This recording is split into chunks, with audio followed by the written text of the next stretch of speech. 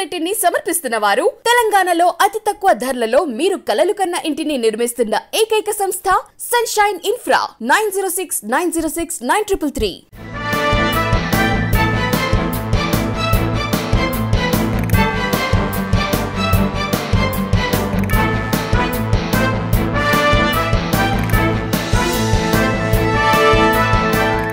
నమస్తే, welcome to V3 news. లక్ష్యం సమాజ్ హితం. నేను స్వాతి. ముందుగా బులెటిన్ హెడ్లైన్స్ చూద్దాం. రైతుల త్యాగాలతో ఆవిర్భవించిన అమరావతిని తరలించడం వైసీపీ వల్ల కాదన్న మాజీ సీఎం.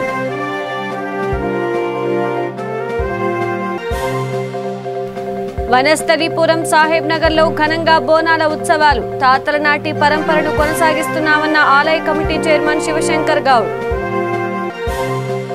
శ్రీకాకుళం జిల్లా కాశీబుగ్గలో భారీ చోరీ. 14 తులాల బంగారం, 40 తులాల వెండి, 50,000 నగదుతో పాటుగా ల్యాప్టాప్ అపహరించిన దొంగలు.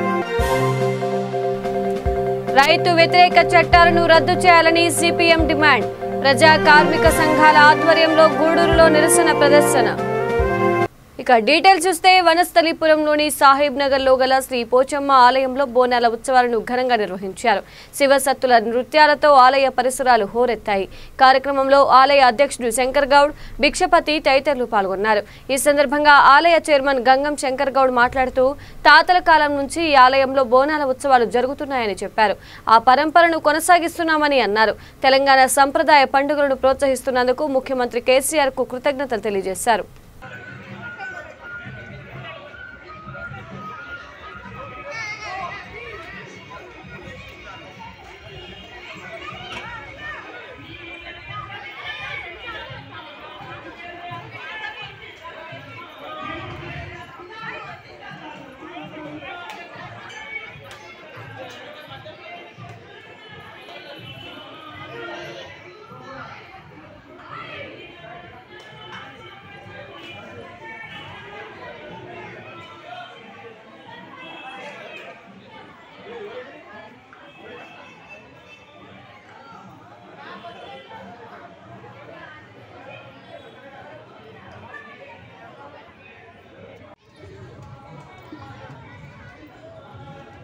ఈరోజు ఆషాఢ మాసం చివరి ఆదివారం రోజున సాహెబ్ నగర్ గ్రామంలో బోనాల కవరేజీకి ఇచ్చేసినటువంటి V3 యాజమాన్యానికి నా పేరు గంగం శివశంకర్. ఇక్కడ సాహెబ్ నగర్లో ఉన్నటువంటి శ్రీ పోచమ్మ ఎల్లమ్మ దేవాలయానికి నేను చైర్మన్గా బాధ్యత నిర్వహిస్తున్నాను. అదేవిధంగా ఈ యొక్క ఆలయం యొక్క పూర్వం మా పెద్దలు ఇక్కడ ఒక చిన్న, నా పేరు పేదల భిక్షపతి, గ్రామ పూజారిని, గ్రామ దేవతల పూజారిని. తరతరాలుగా తండ్రులు తాతలు చేసుకొస్తున్నటువంటి ఈ గుళ్ళు మేము ఇప్పుడు చేస్తున్నాము.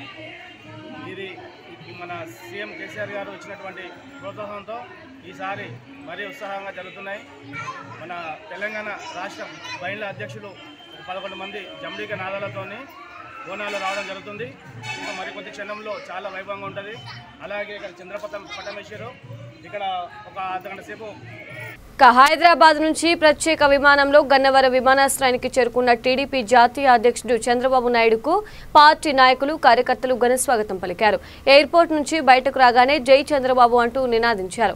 టీడీపీ రాష్ట్ర ప్రధాన కార్యదర్శి, మాజీ మంత్రి దేవినేని ఉమామహేశ్వరరావు, గన్నవరం ఇన్ఛార్జ్ శాసనమండలి సభ్యుడు బచ్చుల అర్జునుడు, మచిలీపట్నం పార్లమెంటు అధ్యక్షుడు, మాజీ ఎంపీ కొనకళ్ళ నారాయణరావు, ప్రధాన కార్యదర్శి, మాజీ ఎమ్మెల్యే బోడే ప్రసాద్, మాజీ ఎమ్మెల్సీ వైవీవి రాజేంద్ర ప్రసాద్ ఆధ్వర్యంలో నాయకులు, కార్యకర్తలు బాబుకు ఘనంగా స్వాగతం పలికారు.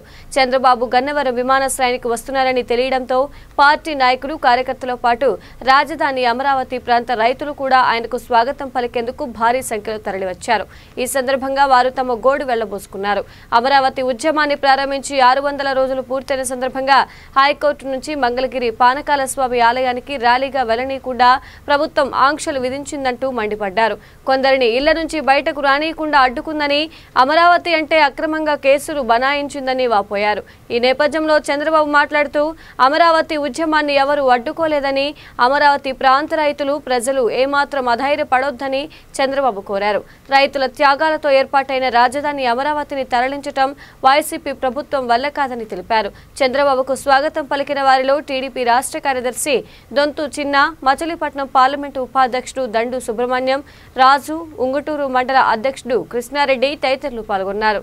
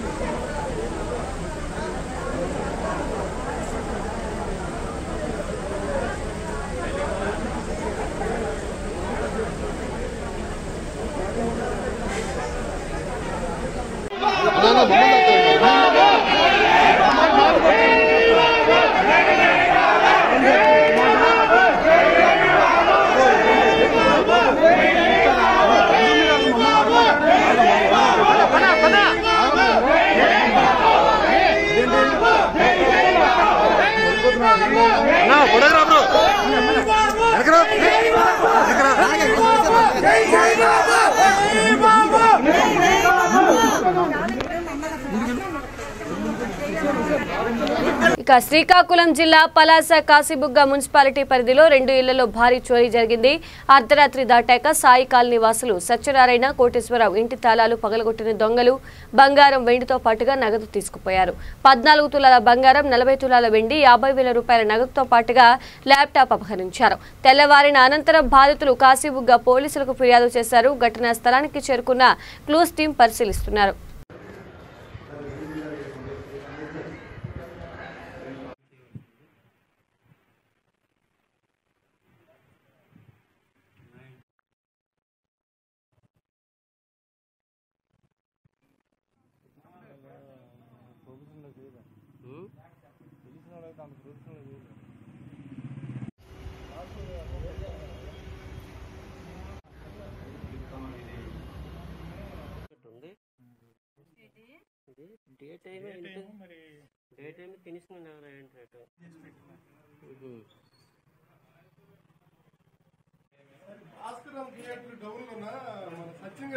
ఆంధ్రజ్యోతిలో పనిచేస్తారు. ఇంట్లో క్యాంప్ ఎక్కడ మదరకు పోలేదని వెళ్ళారు. 2 ఇళ్ళు కూడా పక్క పక్కన ఖాళీ. డ్రెస్సింగ్ టేబుల్ ఉన్నారు.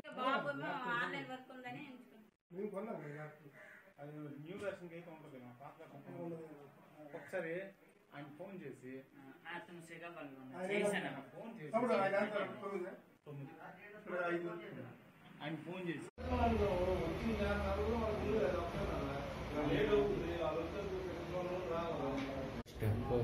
ఇప్పుడు వచ్చేటప్పటికి ఆన్ చేసాం.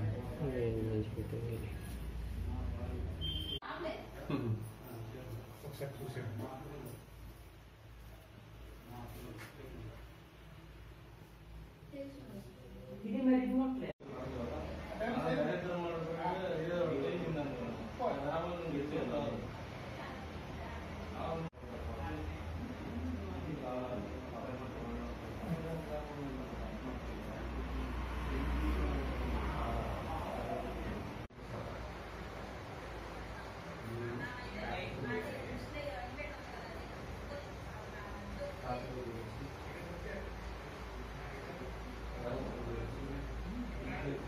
కేంద్రం తెచ్చిన రైతు వ్యతిరేక చట్టాలను రద్దు చేయాలనే డిమాండ్తో 8 నెలలుగా ఢిల్లీలో రైతులు నిరసన వ్యక్తం చేస్తున్నా వారిని పట్టించుకోకపోవడం దారుణమంటూ సిపిఎం ఆగ్రహం వ్యక్తం చేసింది. ఈ మేరకు నెల్లూరు జిల్లా గూడూరు పట్టణంలో ప్రజా కార్మిక సంఘాల ఆధ్వర్యంలో పట్టణంలో నిరసన ర్యాలీ నిర్వహించింది.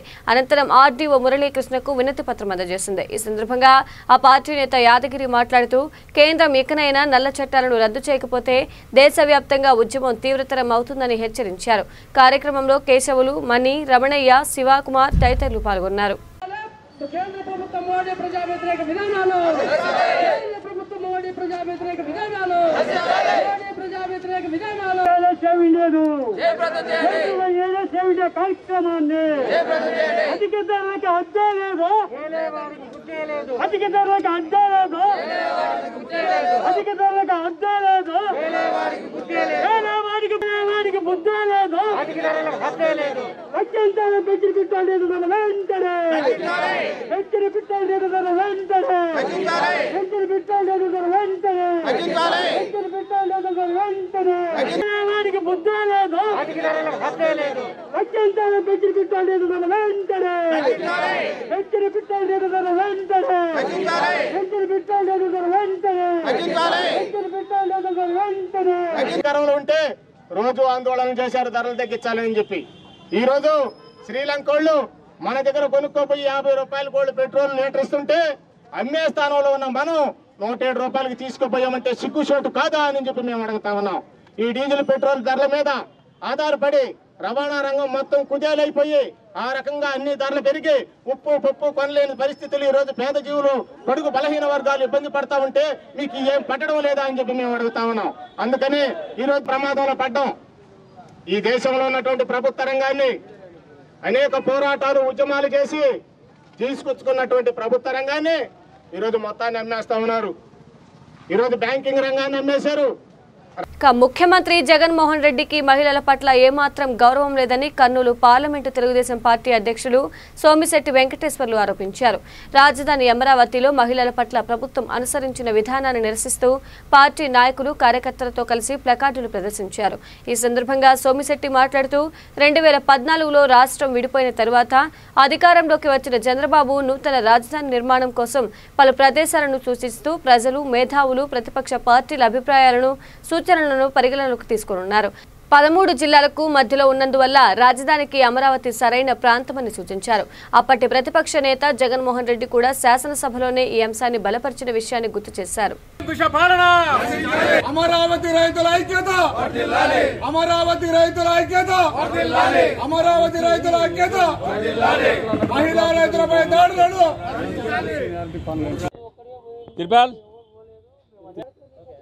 ఈరోజు ముఖ్యంగా అమరావతి ప్రజలు, రైతులు అందరూ కూడా స్వచ్ఛందంగా భూములు ఇచ్చినటువంటి రైతులు, ముఖ్యంగా మహిళలు రోడ్డెక్కి 600 రోజులు నిండి పూర్తి చేశారు. అయినా కూడా ఈ ముఖ్యమంత్రి కనికరం రాలేదు. ముఖ్యమంత్రికి మహిళలంటే పట్టదు. మహిళలు ఎన్నికల్లో అమ్మ మీరే దిక్కు, మీరే నాకు ఓట్లు వేయాలా, మీరు గెలిపిస్తే ఖచ్చితంగా మిమ్మల్ని కాపాడుతాను, అమరావతి ఖచ్చితంగా రైతులకు న్యాయం చేయాలా. ఆ రోజు అసెంబ్లీలో గడ్గోలు పెట్టి గట్టిగా అరిచినటువంటి వ్యక్తి ఆ రోజు ప్రతిపక్షం ఉన్నటువంటి జగన్మోహన్ రెడ్డి గారే. మీకు రోజు ఏదైతే రైతులకు ఎక్కువ సంఖ్యలో తీసుకొని రైతులు కాపాడి వాళ్ళకు భూములు రేటు ఇచ్చి మంచిగా చేయాలంటే చెప్పినటువంటి వ్యక్తి ఎన్నికలు అయిపోయిన తర్వాత 3 రాజధాని పేరు తెచ్చి వైజాగ్లో తన స్నేహితుడు విజయసాయిరెడ్డి భూములు కొనుక్కొని అక్కడ రేటు రావాలనే ఉద్దేశంతో, వాళ్ళ ఆస్తులు పెంచుకోవాలని ఉద్దేశంతో జగన్మోహన్ రెడ్డి గారు కుట్రబన్ని 3 రాజధానుల పేరు తెచ్చి ప్రజలను ఇబ్బంది పెట్టే పరిస్థితి కానొస్తూ ఉంది. ఈరోజు రాష్ట్రానికి మీది ఏ రాష్ట్రం అంటే మనం చెప్పుకునే పరిస్థితి లేము. అమరావతి రాజధాని ఇంతకుముందు చంద్రబాబు నాయుడు ఉన్నప్పుడు విదేశాల్లో కూడా ఎంబడే తెలిసిపోయేది. ఇప్పుడు రాష్ట్రంలోనే ప్రజలకు తెలియదు, విదేశంలో కాదు. ఆంధ్ర రాష్ట్రం ఈ రాజధాని చెప్పుకునే పరిస్థితి మనకు లేదు. కాబట్టి ముఖ్యమంత్రి గారు దయచేసి మహిళలు యారు రోడ్డు ఎక్కారు, మహిళలు నిన్న ధర్నాలు చేస్తే 600 రోజులైనా పోలీసుల చేత లాఠీలతో చేయిస్తారా, కేసులు పెట్టిస్తారా? ఆడవాళ్ళంటే ఏంటది? నిన్న చూసాం టీవీలలో, ఆడవాళ్ళను మహిళలు అనకుండా గుంజుకొని పోతున్నారు. కిందిని కాళ్ళు చేతులు పట్టుకొని ఇక నంద్యాలలో యూట్యూబ్ విలేకరి కేశవ హత్య కేసులో పురోగతి కనిపించింది. పోలీసులు నిందితులను అదుపులోకి తీసుకున్నారు. జిల్లా ఎస్పీ సుధీర్ కుమార్ రెడ్డి ఈ విషయాన్ని వెల్లడించారు. జర్నలిస్టు హత్య కేసులో నిందితులను అదుపులోకి తీసుకున్నామన్నారు. ఈ కేసు విచారణకు ప్రత్యేక అధికారిగా డీఎస్పీ రామాంజీ నాయక్ ను నియమించినట్లు చెప్పారు. నిందితులకు ఖచ్చితంగా శిక్ష పడేలా చర్యలు తీసుకుంటున్నామని తెలిపారు. ఎవరిని విడిచిపెట్టబోమని ఆయన స్పష్టం చేశారు.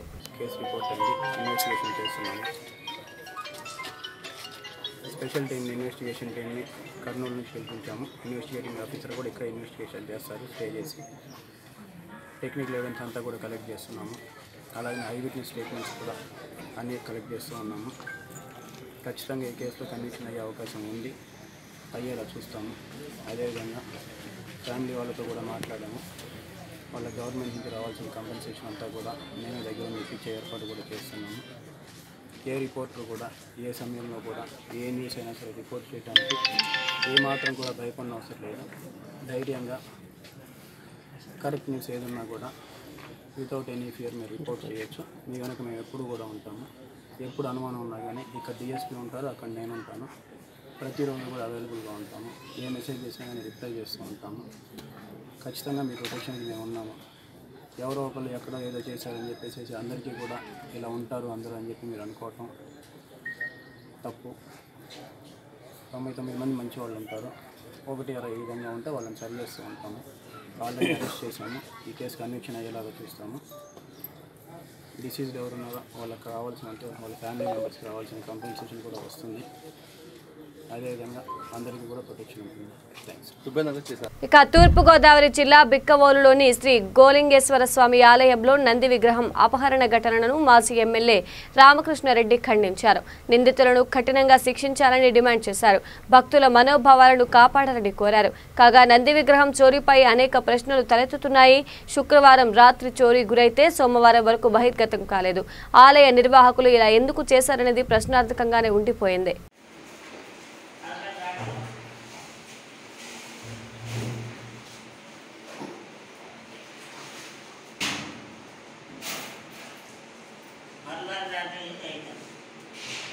ఎప్పుడు చూస్తారు మీరు?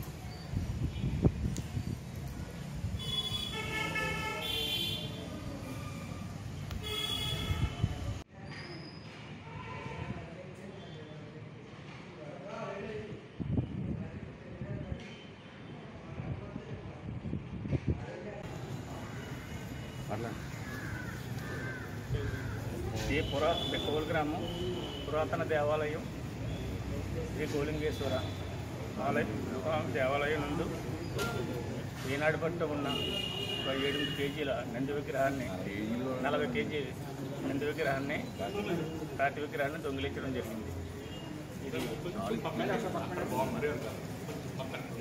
ఇక విశాఖ జిల్లా పాడేరులో ప్రపంచ ఆదివాసీ దినోత్సవ వేడుకలు ఘనంగా జరిగాయి. ఈ సందర్భంగా నిర్వహించిన వేడుకల్లో collector Mallikarjunarao, MP Madhavi, MLA Bhagyalakshmi తదితరులు పాల్గొన్నారు. గుస్సాడి, తింసా నృత్యాలతో ఆదివాసీలు సందడి చేశారు. ఆదివాసీలకు ప్రభుత్వం అనేక సంక్షేమ కార్యక్రమాలను అమలు చేస్తోందని తెలిపారు. రామకృష్ణ గారు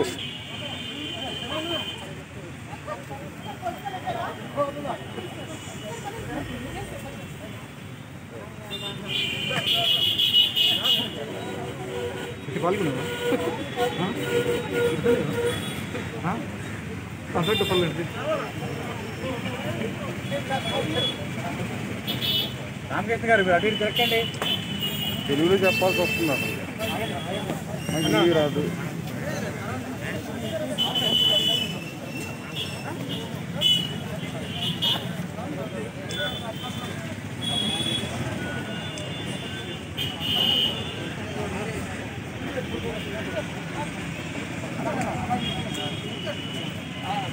సింహాచలం నినాదాలు జై ఆదివాసి జై ఆదివాసి అండి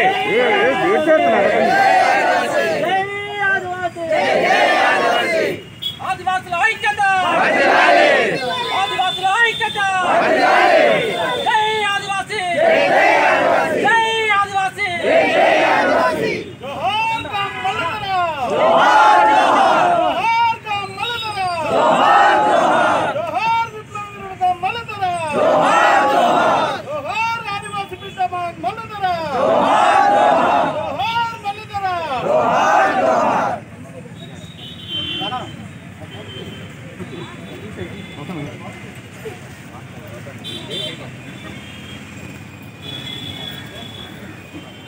జై ఆదివాసి జై ఆదివాసి జై పరమగారు జై ఆదివాసి జై ఆదివాసి జై ఆదివాసి జై ఆదివాసి ఆదివాసుల ఐక్యత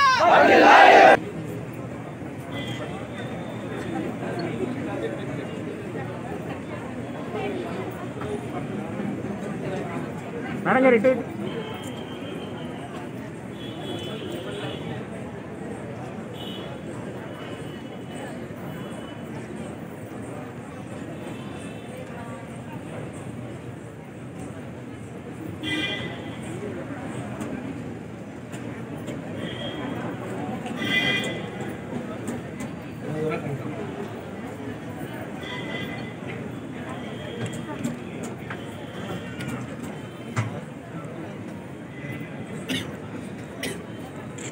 జ్యోతి ప్రజ్వలన కార్యక్రమం అనంతరం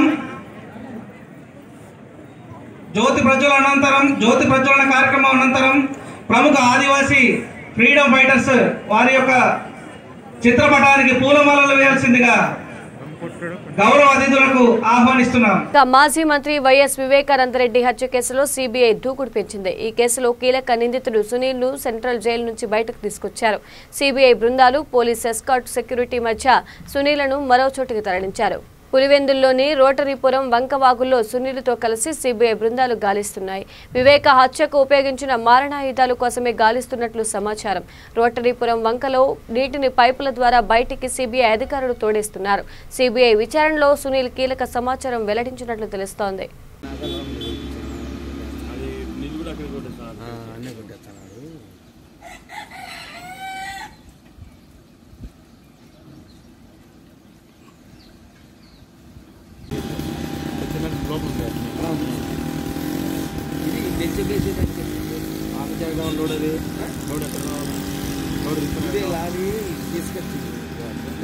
లోపలికి రావు సార్, లోపలికి అంటే లోపలికి అలా అల్లడు చేయాలి.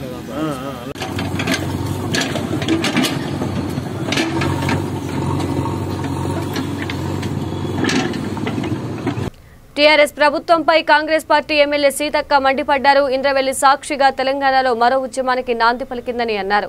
టీఆర్ఎస్ ప్రభుత్వం దళితులను గిరిజనులను మోసం చేసిందన్నారు. కాంగ్రెస్ అధికారంలో ఉన్నప్పుడు గిరిజనాభివృద్ధికి ఎంతో కృషి చేసిందని తెలిపారు. అటవీ హక్కు చట్టాలను కేసీఆర్ ప్రభుత్వం తుంగలో తొక్కిందన్నారు.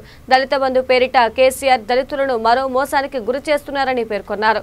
కాంగ్రెస్ అధికారంలోకి వస్తే దళిత గిరిజనాభివృద్ధికి కృషి చేస్తామన్నారు.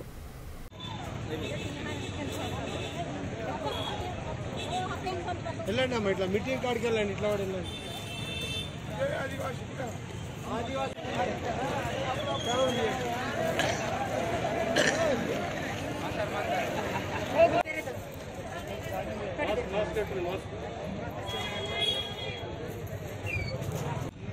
పైకెత్తలే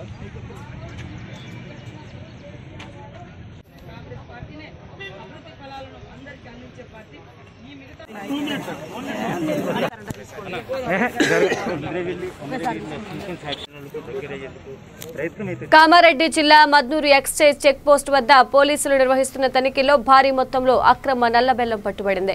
మహారాష్ట్ర నుండి తెలంగాణకు అక్రమంగా తరలిస్తున్న 145 బస్తాల నల్లబెల్లంతో పాటు లారీని సీజ్ చేశారు. నల్లబెల్లం అక్రమ రవాణా చేస్తున్న షేక్ మహబూబ్ ను అదుపులోకి తీసుకుని కేసు నమోదు చేశారు. 43.50 క్వింటాల గల నల్లబెల్లం 1,27,890 రూపాయల విలువ చేస్తుందని ఎక్సైజ్ ఎస్ఐ జనార్దన్ అన్నారు.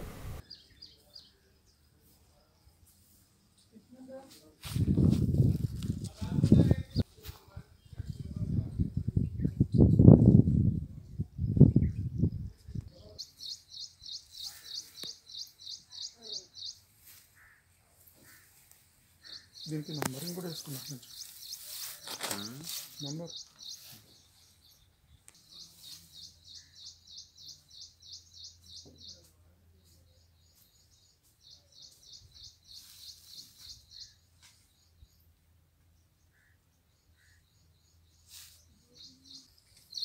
ఈరోజు ఉదయం Salabatpur prohibition and excise check post వద్దగా వాహనాలు ఆపి తనిఖీ చేస్తుండగా మాకు ఒక మహారాష్ట్ర నుంచి ఆమన్గల్ తెలంగాణకు వస్తున్న ఒక వెహికల్ కనిపించింది. దాన్ని మేము పరిశీలించి సోదాలు నిర్వహించగా దాంట్లో 145 బ్యాగుల నల్ల బెల్లం ఉన్నట్టు మేము గుర్తించాము.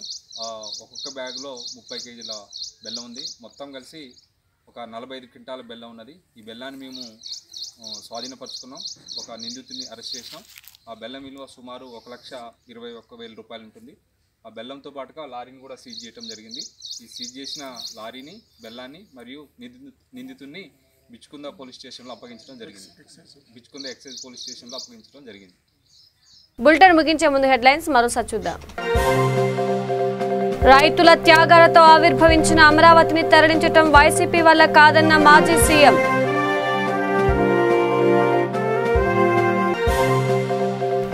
వనస్థలీపురం సాహెబ్ నగర్ లో ఘనంగా బోనాల ఉత్సవాలు. తాతల నాటి పరంపరను కొనసాగిస్తున్నామన్న ఆలయ కమిటీ చైర్మన్ శివశంకర్ గౌడ్. శ్రీకాకుళం జిల్లా కాశీబుగ్గలో భారీ చోరీ. 14 తులాల బంగారం, 40 తులాల వెండి, 50,000 నగదుతో పాటుగా ల్యాప్టాప్ అపహరించిన దొంగలు. రైతు వ్యతిరేక చట్టాలను రద్దు చేయాలని సిపిఎం డిమాండ్. ప్రజా కార్మిక సంఘాల ఆధ్వర్యంలో గూడూరులో నిరసన ప్రదర్శన. ఇవి బులెటిన్ అప్డేట్స్. మరిన్ని అప్డేట్స్ కోసం చూస్తూనే ఉండండి V3 న్యూస్. లక్ష్యం సమాజహితం. నమస్కారం.